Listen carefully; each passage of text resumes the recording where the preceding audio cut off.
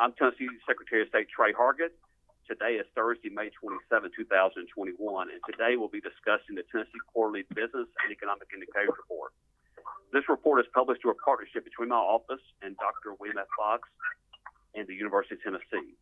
The report offers a snapshot of the state's economy based on business data from my office's Division of Business Services. Let me begin by making some key observations from the report. New business filings in the first quarter of 2021 grew an astonishing 55.1% from 2020 first quarter filings, the largest year-over-year gain in the 28-year history of this data being collected. Second point I'd like to make is there were 19,652 new business entities filed in the first quarter of 2021, the highest quarterly total on record. Third, Tennessee has seen positive year-over-year growth in initial filings for 37 consecutive quarters. Typically, growth in business filings leads to growth in jobs, personal income, and state revenue. Shelby County saw the largest number of new filings, followed by Davidson, Knox, and Hamilton counties. These four most populous counties accounted for 47.9% of new filings statewide. And the last point I'll make is this data, as you know, is an encouraging sign of strong voter confidence by Tennesseans and people worldwide investing in our state's business and entrepreneur-friendly environment. We'll take questions shortly, but first I'm going to turn it over to Dr. Fox. Dr. Fox? Mr. Secretary, thank you very much. It's certainly my privilege to be with you all today. Let me similarly make just a few points, and then, as the Secretary noted, we're happy to respond to questions. First of all, let me reiterate, it's 55% growth, the biggest we've seen in history. And people might initially think, well, that's comparison with very low growth last year. And while COVID did affect the first half of the year, we continued to have positive growth rates even during COVID. And indeed, not only is this such a high growth rate, but it's the most initial filings, that is, the most new firms in the history of Tennessee. And so it really is a stunning number. And it continues a three-quarter pattern of very, very strong growth. And so the signals are clearly good. As the Secretary noted, the four largest counties did well. The weakest growth was Knox County with 21% of those four. Shelby was at 50%. But if you remember the numbers we just noted, the statewide average was 55%. None of those urban counties was at the state average. And indeed, outside of those four big counties, the growth rate was, get this, 77%. And so what we're seeing is growth that spread broadly across Tennessee, much of it outside of the most urban parts of the state. And what this is saying to us is there's a lot of confidence in Tennessee across the entire state. Indeed, what we may also see in this is evidence that a lot of folks, perhaps losing their job because of COVID or being affected by COVID, decided to go out and start companies. And this could indeed be one of the reasons why other firms are finding it difficult locating new employees. Let me just mention quickly that more broadly in the economy, GDP, this is our broadest measure of economic production, will be at pre-pandemic levels in the current quarter. And so we're back from an output perspective where we were. Now, employment, as I'm sure many are aware, is not back to where it was. In Tennessee, we're about 80,000 workers lower than we were if you go back to February of last year, right before COVID impacted our employment. And so really good news on the GDP side, progress still to be made on the employment side, but certainly all of these startups are a suggestion that we'll make continued progress on the employment front as well. And then finally, let me note that other indicators of what's going on in Tennessee, such as taxes, are also experiencing very, very healthy growth rates, in part because we're comparing ourselves again with COVID months now, this April to April, but still the levels are very good. So, Mr. Secretary, there's some comments. Thank you, Dr. Fox. I had to unmute myself. I apologize. So we'll certainly entertain some questions. I know Dr. Fox is sought after across the country to discuss this kind of data and more, and this is a great opportunity for y'all to interface with him, and we'll open it up. Yeah, it's Jeff Keeling with WJHL. Dr. Fox, I noticed that annual filings have been relatively flat. In fact, we're down a little bit. Is there a correlation, like a trailing correlation with annual filings from new business filings? And would you expect that kind of jump, or do a lot of those tend to dissipate within a year? And then the second would be, do you anticipate that a lot of these new business filings are sole proprietors, pretty small operations? Sure. Well, yeah, responding to both of those issues. First of all, on the annual filings front, a lot of that is seasonally determined. Many of these filings take place in August in the third quarter. And so we expect this quarter to be a relatively light one. You may also have some firms that closed down because of COVID that closed and would not be filing an annual report. But we have to be careful about reading too much into the quarter-to-quarter data there. We pay attention mostly to the annual data on that side of it. In terms of the startup of businesses, I mean, certainly many of these new filings will be small for sure, maybe a single person or a family or a household. But of course, big businesses start small. And so we shouldn't read where a firm starts is where it's going to end. And so while I do think probably most of them are relatively small initially, we hope that many of them will be successful and continue to grow. Well, Dr. Fox, if I could piggyback on that, sole proprietors don't register with our office. So, when you're looking at these business starts, I don't believe they include the sole proprietors, do they? Well, of course, your office are the experts on that. If it's just me, myself, I probably am not. But if I might be creating a company with just me working there with a thought that I'm going to grow it into something more. Right. And so it's probably a mix of those. And so along those lines, the data that we send to Dr. Fox does not include sole proprietors. And so to me, that probably would show an even greater strength of new businesses when you think about it. So, I mean, you do have one or two people business that will start off as a limited liability corporation, limited liability partnership, or corporation. But this doesn't begin to capture the sole proprietor data. No, that is definitely true that may be going on there. So, thank you for that. Your point's exactly correct, Dr. Fox. I just want to make sure that our friends in Johnson City, understood that this data would exclude that. This is Blake Farmer with two questions. One is, do you all track any sort of race or gender data with these starts, the No. business filings? No, we don't. That's not in what we collect. Yeah, I imagined it might not be, although I think I know I've seen it somewhere. But all right, my other question then is just this. I mean, there's been some scandal around folks kind of forming entities basically to receive any number of pandemic relief monies. Is there any thought that there may be some of that you're picking up on here with your business filings? We would not have sights on that. We're not really hearing that, and certainly we communicate with the Attorney General's office regularly about other types of scams, fraudulent activity. But that's not been something that's been a focus and something we're really aware of. I mean, the things, anecdotally speaking, the things I've heard more about are people seeking unemployment funds, whenever they, in fact, maybe not even a resident of our state or trying to do that fraudulently. And, of course, the Department of Labor has put a lot of effort into the same issue, trying to make sure that they pay as few fraudulent claims as is at all possible. That's right. Hi, this is John. Oh, go ahead. Like, did that help? Okay, next. This is John Price with the Memphis Business Journal. I had a quick question. I noticed that Shelby County has the highest growth among new business cities, and I was wondering if you guys had any insight as to why Shelby County had more than Davidson County, Knox, and Hamilton County. Let me make a couple of comments about that. First of all, Shelby County and Southwest Tennessee generally was impacted more in terms of job losses, particularly as measured by claims for unemployment insurance.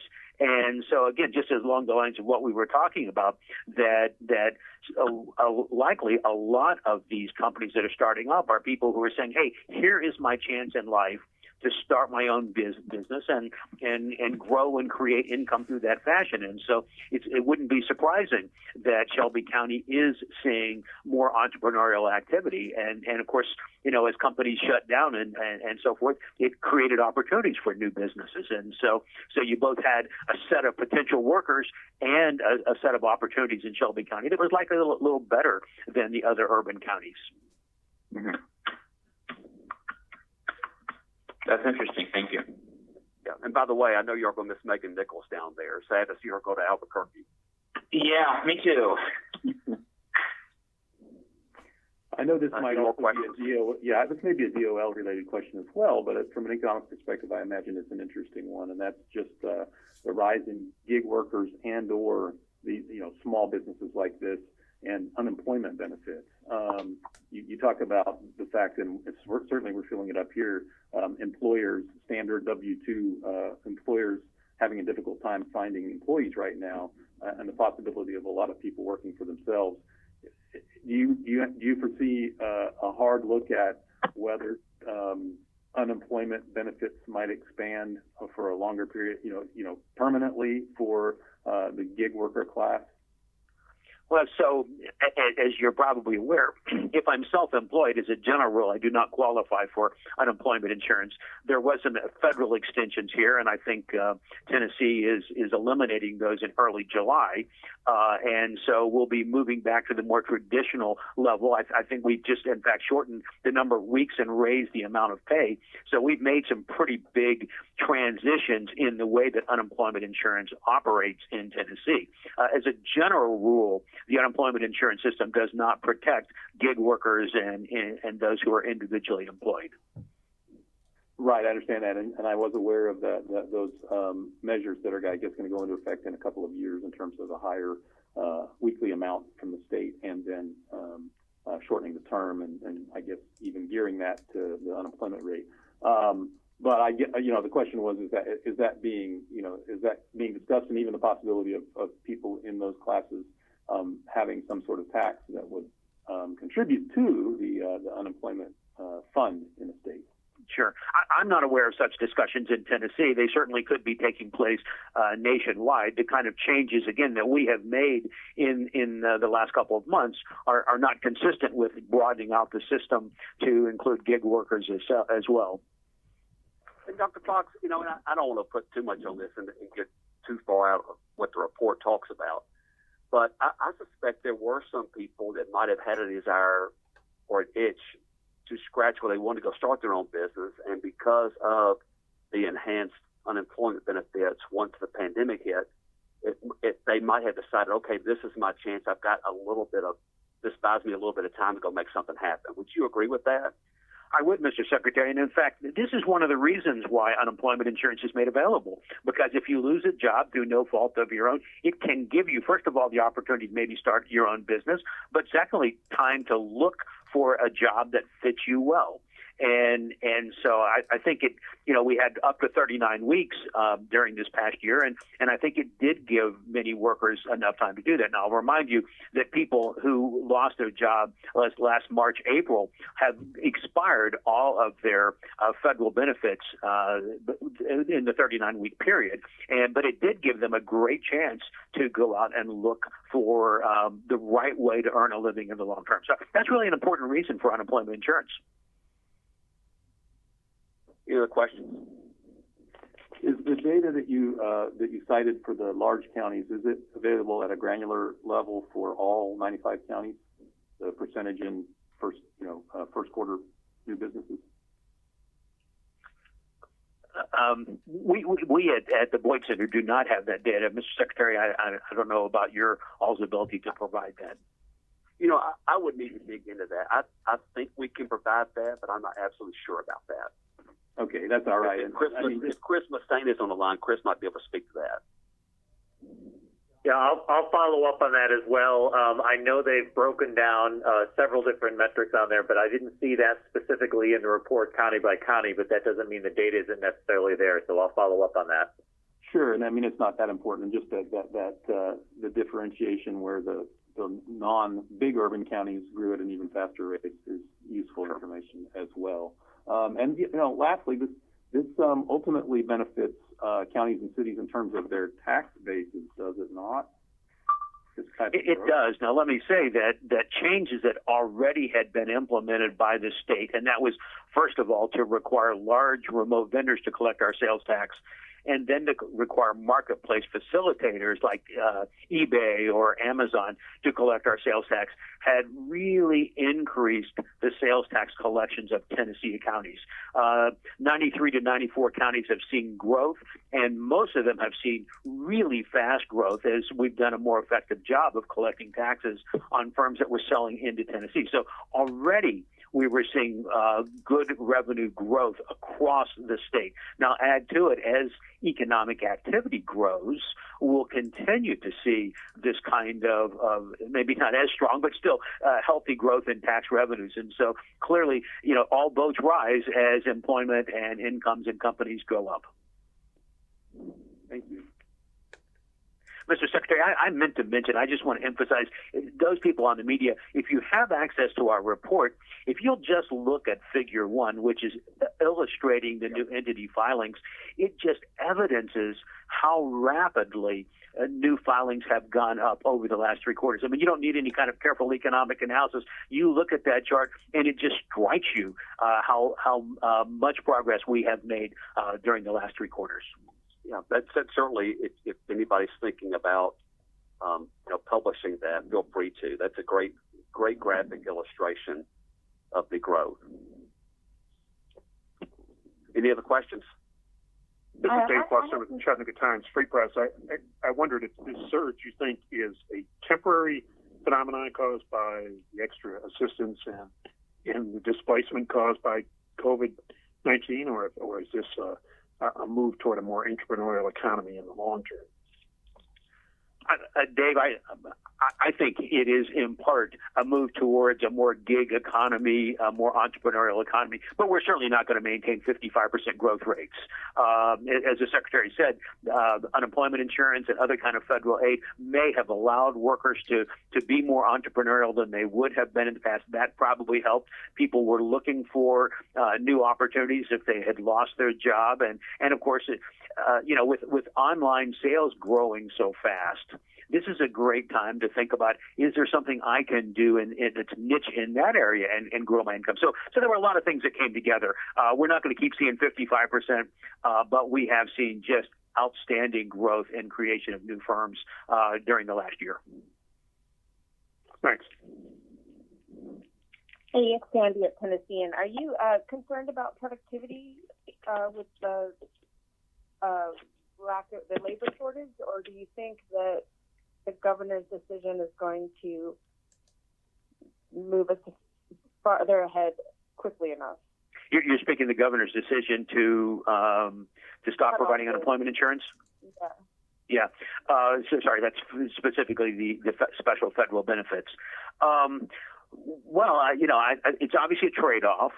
We've made the decision that we need those workers in the workforce, and indeed, it's true. While we have 80,000 or so fewer people working, we have several 100,000 jobs that are available in Tennessee. And the governor has looked at this and talked to the business community and said, hey, we need to make sure we have an environment that's attractive for workers to be a part of the labor force and get back working again.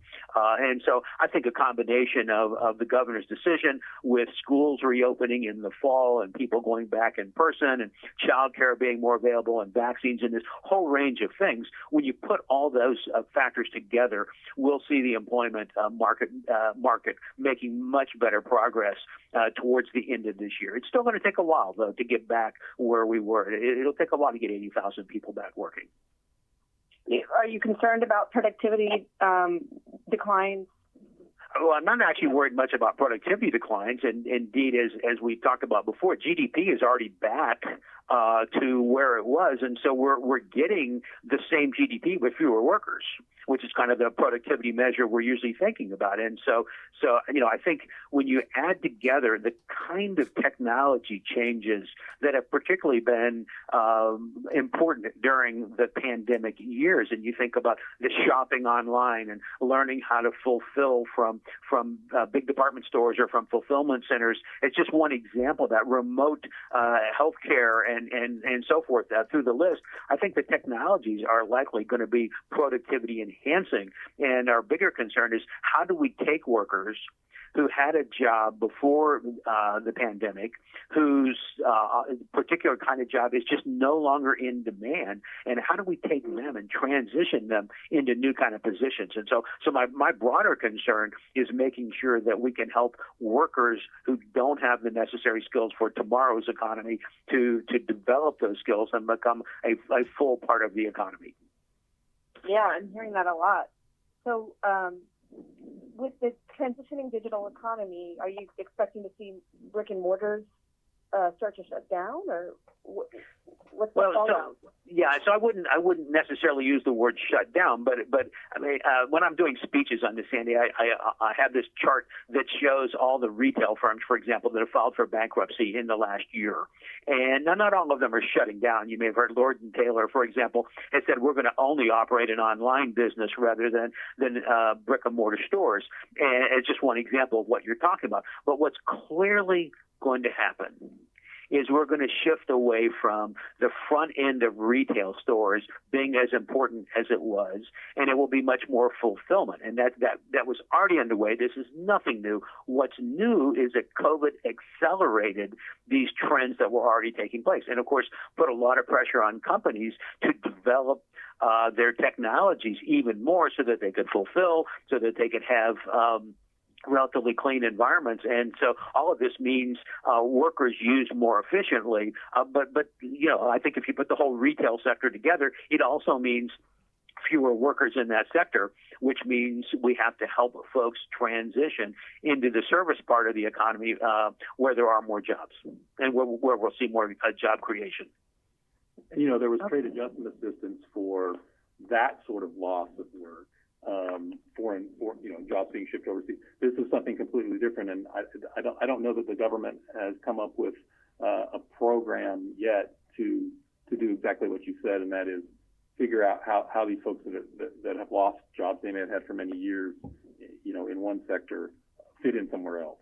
I think there's no easy solutions to that, and obviously we're not going to solve that problem here in this call. But I do strongly agree that government needs to play an active role in this. And an obvious example in Tennessee is continuing to develop the 2-year schools and the TCATs to help them train not only 18, 19-year-olds, but 23, 25, 30, 35-year-olds who need to transition. And of course, one of the really challenging issues of this past year is that the number of seamless students, that is students who graduated from high school in 2020 and went to 2-year schools in 2020, so in the fall.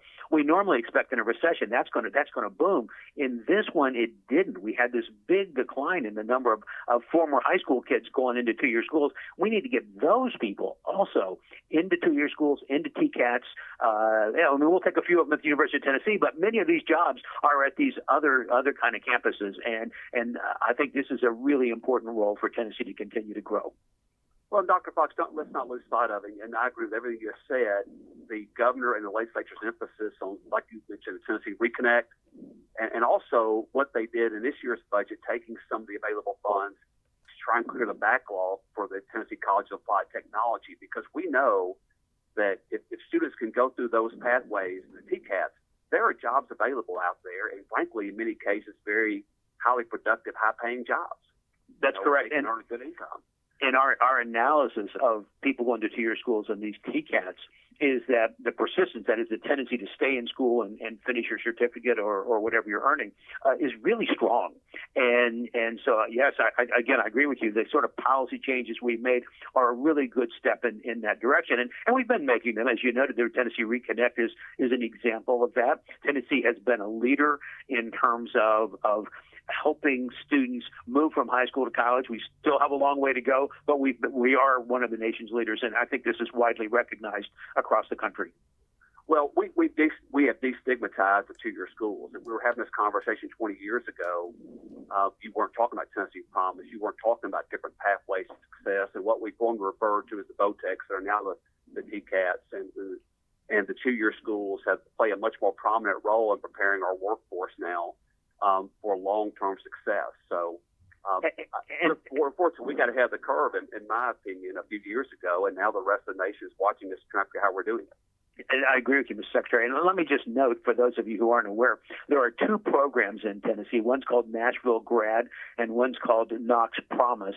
And these two programs are focused specifically on helping students who just have a bunch of challenges. Tuition is one of the issues, and with Tennessee Promise, we dealt heavily with that. But there are many other challenges to helping students complete. And these two programs, I think, are great examples of what else Tennessee can continue to do, and is already starting to do, to help students be successful. So again, we are leader in the country in much of what's happening here.